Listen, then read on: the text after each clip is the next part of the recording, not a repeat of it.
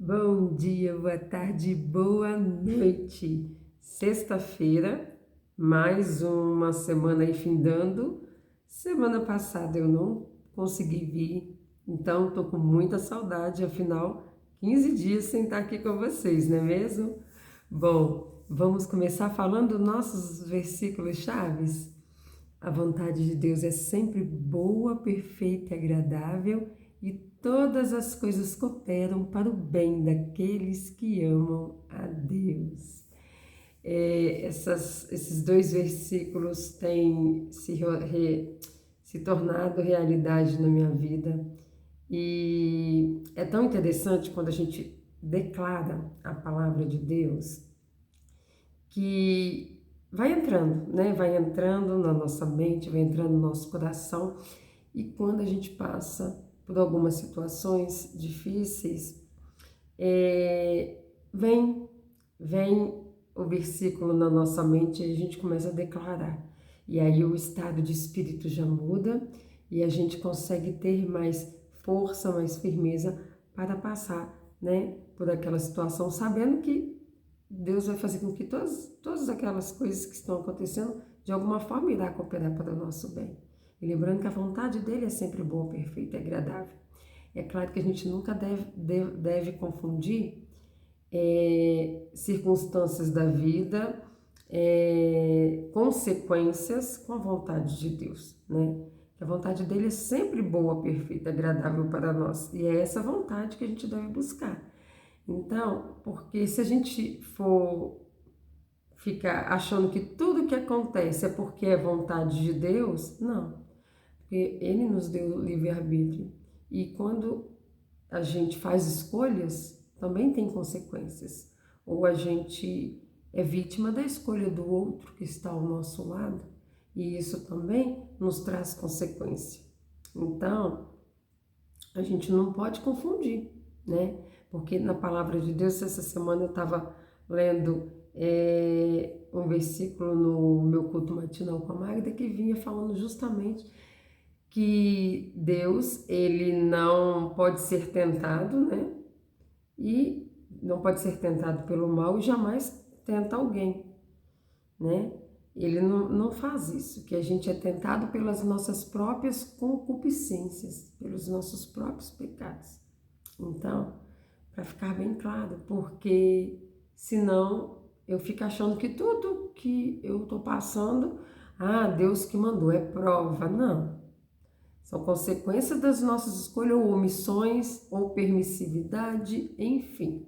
Mas lembrando que toda vez que a gente se movimenta em direção ao Pai, Ele tem colo para nos dar, Ele tem afago para nos dar, consolo para nos dar, puxãozinho de orelha quando precisa também para nos dar. Afinal, quando a gente ama um filho, a gente corrige, não corrige? Quando a gente vê que está indo para o caminho errado. Nosso Paizinho Celestial também é assim. Aliás, tem até um versículo também que fala sobre isso. Deus corrige aquele a quem ama. Então, que a gente possa entender esse versículo na íntegra. A vontade de Deus é boa, perfeita e agradável. Então, o que eu preciso fazer para viver a vontade dele? Abster das minhas vontades, abrir mão das minhas vontades, entender que as minhas vontades me levam para um caminho muitas vezes errado, me levam muitas vezes por uma direção oposta àquilo que ele quer para mim. Então, quando eu entendo isso, eu entrego todo o meu querer nas mãos dele e peço para ele não deixar eu ir para o caminho errado, que ele pode intervir. Aí eu coloco o meu livre-arbítrio nas mãos dele, fala: toma, eu te devolvo, porque eu não sei usar isso aqui. Eu sei que foi um presente, mas eu não sei usar isso aqui. Me ajuda. Pode me direcionar em tudo que eu for fazer. Aí a gente vive mais tranquilo. E é em tudo, gente. É tão lindo o cuidado dele. Ele é nos mínimos detalhes que ele cuida da gente quando a gente faz dessa forma que eu tô falando. Até mesmo a hora do descanso, que às vezes a gente teima em ficar trabalhando demais e não para para descansar. Vem na hora, o Espírito Santo vem na hora e fala assim: opa, já deu a hora de descansar. Deixa isso daí para fazer amanhã. Não vai acontecer nada, só vai ficar aí. Pode descansar. É incrível como que ele vem com todo cuidado, trabalhando cada área da nossa vida. Bom, esse início aqui eu nem tinha planejado, né? A mensagem é outra, mas acabou que foi saindo naturalmente, como eu sempre peço para ele que direcione, né? Aquilo que eu de fato tenho que falar, porque esse momento aqui é para ele, para honra e glória do nome dele. Esse momento aqui é para levar a palavra dele, é para levar o amor dele aos corações. Então, ele tem total acesso para me direcionar da forma que ele quer. Mas hoje eu quero ler com vocês no livro de João, capítulo 5, do verso 1 ao verso 1 ao verso 6, que diz assim, justamente a cura do paralítico lá naquele tanque de Betesda, né, que fala. É um texto muito conhecido, né, que você já provavelmente deve ter ouvido falar, e você já viu aí na capa que tem uma pergunta, né?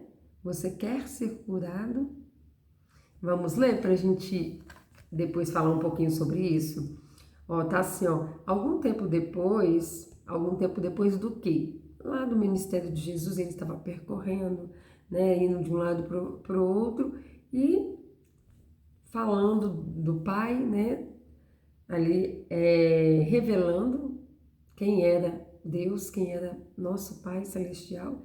E nessas andanças dele fazendo essa obra, ele também curava, ele expulsava demônios, então ele estava vindo de um lado para outro aqui.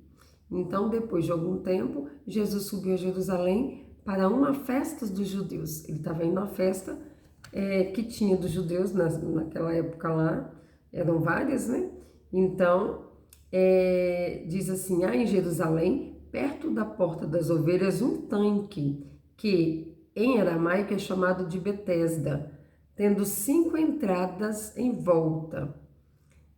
Ali costumava ficar grande número de pessoas doentes e inválidas, cegos, mancos, paralíticos. E eles esperavam um movimento nas águas. Esse tanque, né, ele tinha de tempo em tempo um movimento nas águas, né, que era um anjo do Senhor que descia e agitava essas águas. E aí o primeiro que entrasse no tanque, depois de agitadas, era curado de qualquer doença que tivesse. Um dos que estava ali era paralítico, fazia 38 anos. Quando o viu deitado e soube que ele vivia naquele estado durante tanto tempo, Jesus lhe perguntou, você quer ser curado? Aliás, eu disse que ia ler até o 6, vou ler até o 9, na verdade. Aí, quando Jesus perguntou, você quer ser curado? O paralítico respondeu, Senhor, não tenho ninguém que me ajude a entrar no tanque quando a água é agitada. Enquanto estou tentando entrar, chega outro antes de mim. Então Jesus lhe disse, levanta-te, pega a sua maca e anda. Alguns falam, levanta-se, pega a sua cama e anda. Imediatamente o homem ficou curado. Pegou a maca e começou a andar. Que maravilhoso, né? Bom, essa história, ela pode nos levar para 2 lados da história.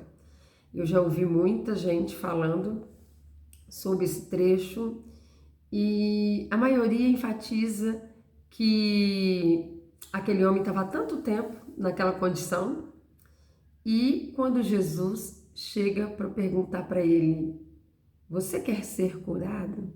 Olha a pergunta. Uma pessoa que está há 38 anos tentando, né, alcançar ali o tanque quando a água era agitada, e ela escuta essa pergunta, você quer ser curado? Então, assim, na nossa cabeça, talvez fala assim, caramba, em vez dele responder sim, eu quero ser curado, dependente de quem estava perguntando, porque ele não conhecia Jesus, ele conheceu naquele momento. Mas aí ele não responde dessa forma. Ele começa a falar assim: ah, Senhor, eu não tenho ninguém que me ajude. Ele começa aqui a dar justificativas e reclamar, né? E aí ele fala: eu tento, mas quando eu vou para me julgar, outro vem e se lança no meu lugar, né? Afinal, era só um que era curado a cada vez que a água era agitada. E aqui não menciona de quanto em quanto tempo essa água era agitada. Então, as pessoas costumam às vezes enfatizar essa parte de que ele, em vez ali de, né, falar, não, quero ser curado, talvez ali Jesus poderia ser, né, uma pessoa que fosse ficar ali junto com ele para lançar ele na água, que era a única forma que ele conhecia da cura. Mas ele começa ali a falar, querer eu quero, mas como que eu vou fazer? Não tem ninguém para me julgar na água. E ao ler esse texto ontem, quando eu estava, né, meditando sobre essa palavra para trazer aqui para vocês, algo me chamou a atenção, porque quando eu li essa parte onde ele fala assim, Senhor, não tenho ninguém que me ajude a descer, a entrar no tanque quando a água é agitada. E aí isso gritou muito forte ao meu coração, porque se naquela época já tinha a falta de amor ao próximo, hoje em dia é muito mais. Nós estamos vivendo num tempo em que as pessoas estão olhando só para si, às vezes para sua família, e tem tanta gente que só está precisando de uma mãozinha para descer nas águas quando são agitadas.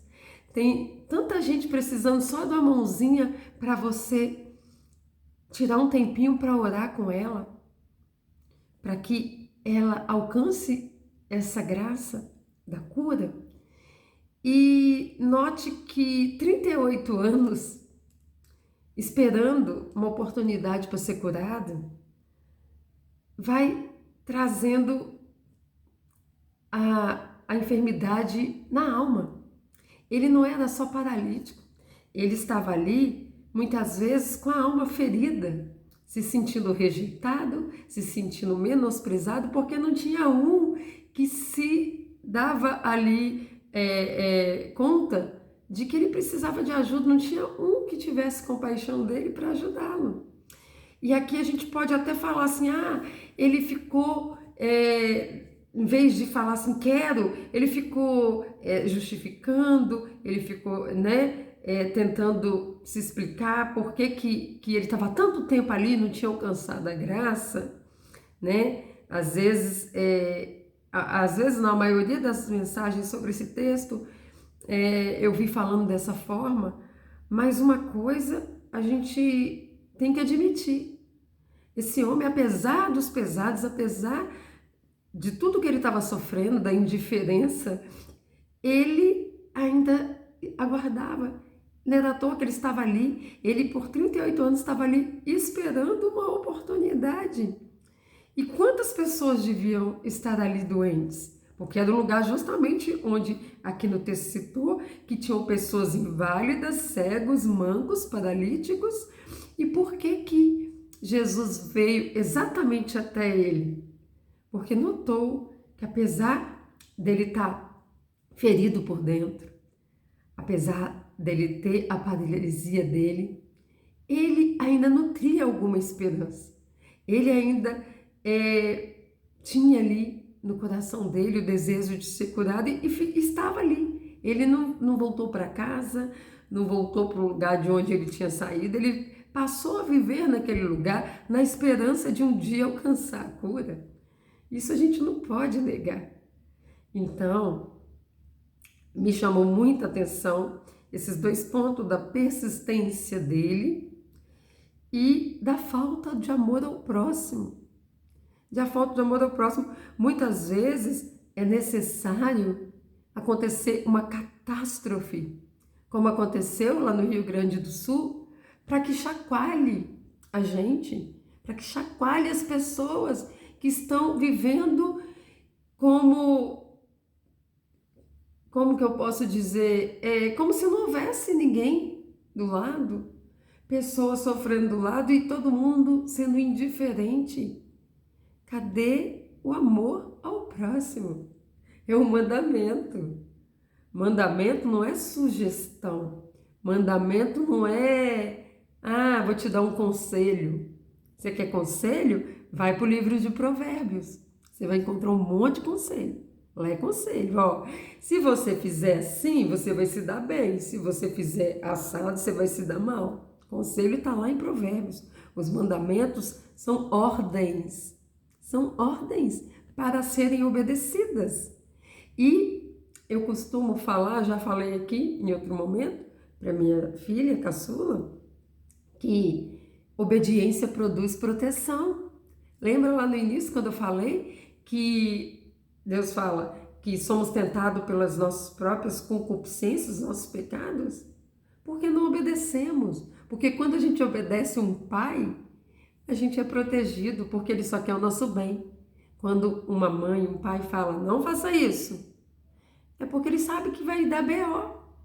Ele sabe que vai dar ruim, igual o pessoal, né? A gíria do momento, vai dar ruim. Então, a obediência produz proteção. E cadê a obediência ao mandamento? Amar a Deus sobre todas as coisas e o próximo como a ti mesmo. Infelizmente, as pessoas não estão amando nem a Deus, em primeiro lugar, tá colocando tudo na frente dele e só lembra dele na hora do sufoco, e muito menos amando o próximo. E aí, como eu disse, é preciso muitas vezes algo numa proporção, como foi no Rio Grande do Sul, para despertar as pessoas, para poder caírem a ficha. Fala, meu Deus, e se fosse comigo? Meu Deus, quão pequenininhos somos, porque a natureza veio cobrando a conta, porque somos nós mesmos que invadimos os espaços naturais, que degradamos, que vamos fazendo coisas que não deveríamos, e aí chega um momento que a natureza vem cobrar. A natureza vem, né, tomar de volta o que é dela, muitas vezes, e acaba acontecendo o que aconteceu. E qualquer um de nós estamos sujeitos. Por isso assusta tanto quando acontece algo nessa proporção. E eu tenho visto gente do Brasil todo se movendo. Jocélia, mas tem muita gente também oportunista, tentando se aparecer com a desgraça do outro, tentando se promover. Sim, tem. Não podemos negar. Mas independente de estarem tentando, o importante é que chegue a ajuda lá. O importante é que chegue o socorro, né? Mas creio que tem uma boa parte que está com o coração arrebentado, que está com o coração dilacerado de ver o sofrimento das famílias naquele lugar. E é isso que a gente tem que manter aceso em nossos corações. A gente não pode viver vendo o outro sofrer do nosso lado e fingir que não viu. Isso não é amar o próximo. E se a gente não obedece o mandamento, a gente não tem parte com Deus. O último vídeo que eu coloquei aqui no canal, que foi há 15 dias atrás, foi uma pergunta: você tem certeza da sua salvação?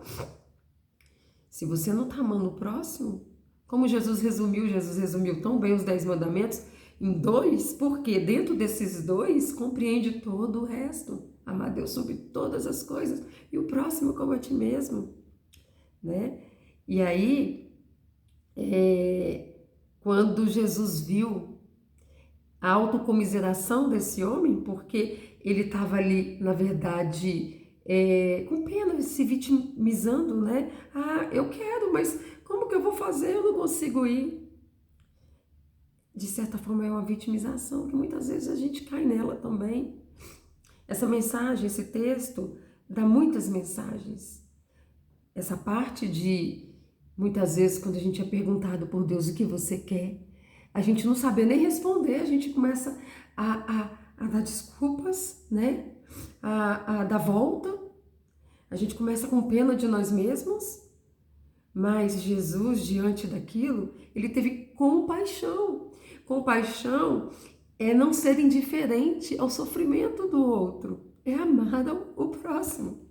Quando a gente ama, a gente tem compaixão. A gente não consegue passar por alguém que está necessitado, às vezes, de uma palavra só. E a gente se omite, a gente finge que não viu. Isso, muitas vezes, a gente tem muita pena dos outros. E ter pena é justamente você até reconhecer o sofrimento, ficar com dó. Ah, que pena de fulano. Mas não faz nada para mudar. Acaba sendo indiferente. Ah, fiquei com pena, reconheço, sei que ele está numa situação difícil, mas isso não me move em direção a fazer algo para ajudá-lo. Então não resolve. Nós temos que, assim como Jesus, ter compaixão, que é justamente entender o que o outro está vivendo e não conseguir ser o mesmo depois disso, não conseguir ficar inerte a partir daí. É você se movimentar naquilo que está dentro das suas possibilidades. Aquilo que está dentro das suas possibilidades, né? E quando aquele homem encontra Jesus, ele não sabia quem era Jesus. Mas hoje nós sabemos. Talvez se naquele momento ele já soubesse quem era Jesus, que a gente sabe que é o nosso Salvador que veio para morrer por nós. Ali Jesus ainda estava disseminando a palavra, estava começando a ser conhecido. E talvez se aquele homem conhecesse Jesus como nós conhecemos hoje, na hora eu tenho certeza que ele responderia diferente. Ele ia falar assim, eu até quero, mas ninguém me coloca lá. Porque ele estava ferido na alma. Ele sentia a indiferença todos os dias. Porque não tinha um que se propôs, nenhum familiar. Porque ele devia ter família. Até os da família o abandonaram. Porque se é alguém da família que ama, estaria ali do lado dele. Falou, não, eu vou fazer vigília aqui com você. Na hora que essa água agitar, eu vou te lançar lá dentro. Você vai ser curado. Mas não tinha ninguém. Então, quando ele encontra Jesus, que ele responde daquele jeito, porque está ferido na alma, Jesus não fica ali, passando a mão na cabeça dele também, né? Como às vezes a gente acaba fazendo com alguns, a pessoa reclama, você fala, isso mesmo, você massageia ali, né, o ego da pessoa, a autocomiseração dela, e você fala a verdade, nossa, e que pena de você e tal, aí você começa ali, não é isso que as pessoas precisam, as pessoas não precisam de pena, elas precisam de compaixão, elas precisam de alguém que ajude elas só a focar no que interessa, né? Ali o que interessava ele responder, sim, eu quero, mas por estar doente ele não conseguiu, mas ainda assim Jesus viu a luta dele ali, a persistência, a esperança que ainda tinha no coração de ser curado, senão ele tinha dado um jeito de sair dali. E Jesus disse, levanta, pega a tua cama e anda, você está curado. E aquele homem foi curado.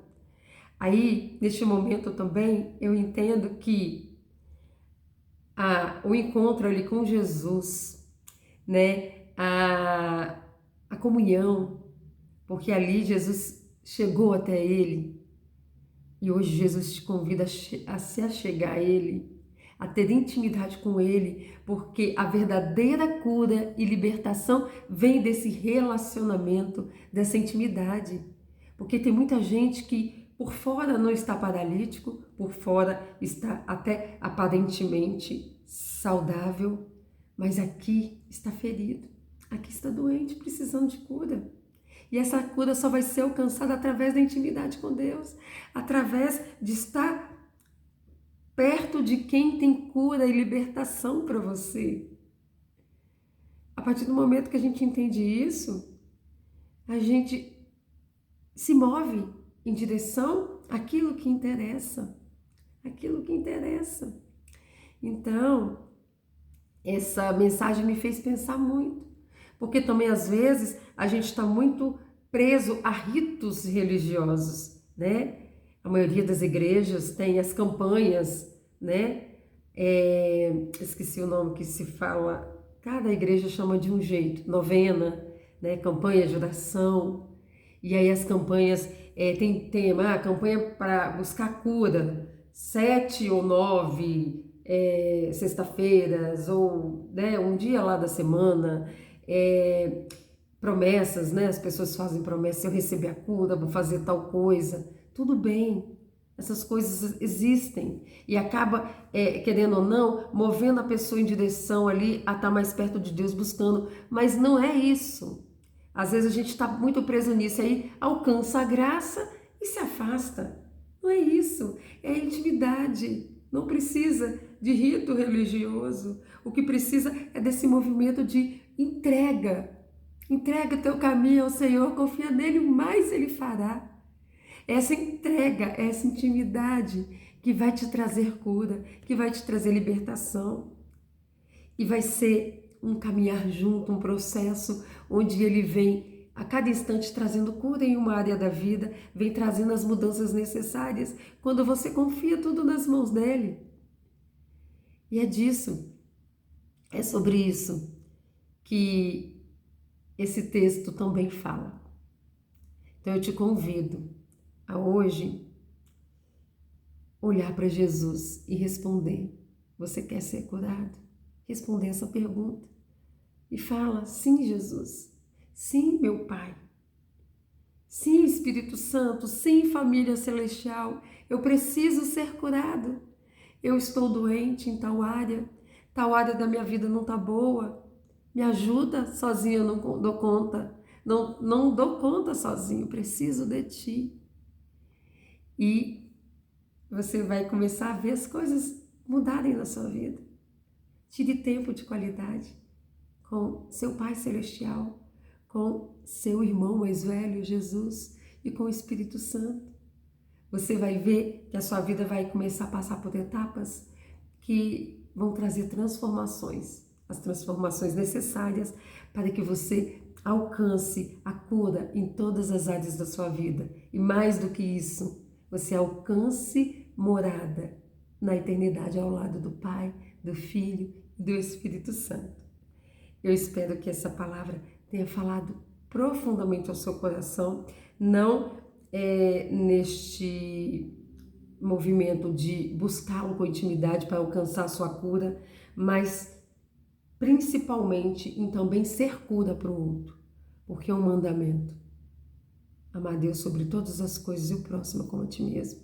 Então, quando você se coloca como agente de cura na vida do outro, Deus começa também a trazer cura para a sua vida. Porque não basta você buscar intimidade com Deus e esquecer do seu irmão. Não. Que você se lembre que nós fomos feitos em família. Quando Jesus falou, façamos o homem a nossa imagem e semelhança, a família estava reunida nesse ato.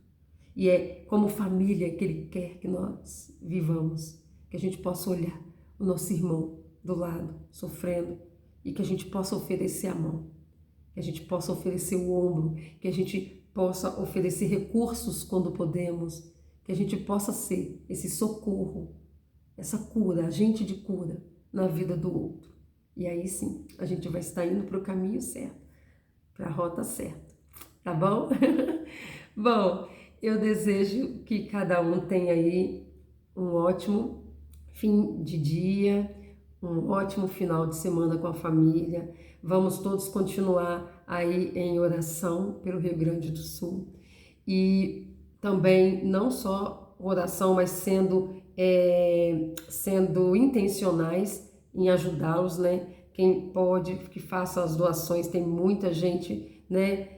Aí séria, fazendo aí as arrecadações para ajudar o povo de lá. Está tendo pontos de coleta, eu acredito que em todo o país, porque aqui na minha cidade tem vários pontos de coleta para doações de cobertores, de alimento, de coisas que eles mais precisam. Está chegando aí o inverno, vai vir frio e lá é o lugar que mais faz frio, né, do nosso país. Então, que esse movimento de solidariedade continue, não morra, né, quando eles forem levantados, mas que continue pelo o próximo que está mais perto, que a gente enxerga, né, que esse amor ao próximo continue em nossos corações, borbulhando e trazendo, de fato, ali as nossas atitudes, mostrando isso e sendo, como eu falei, esse agente de cura.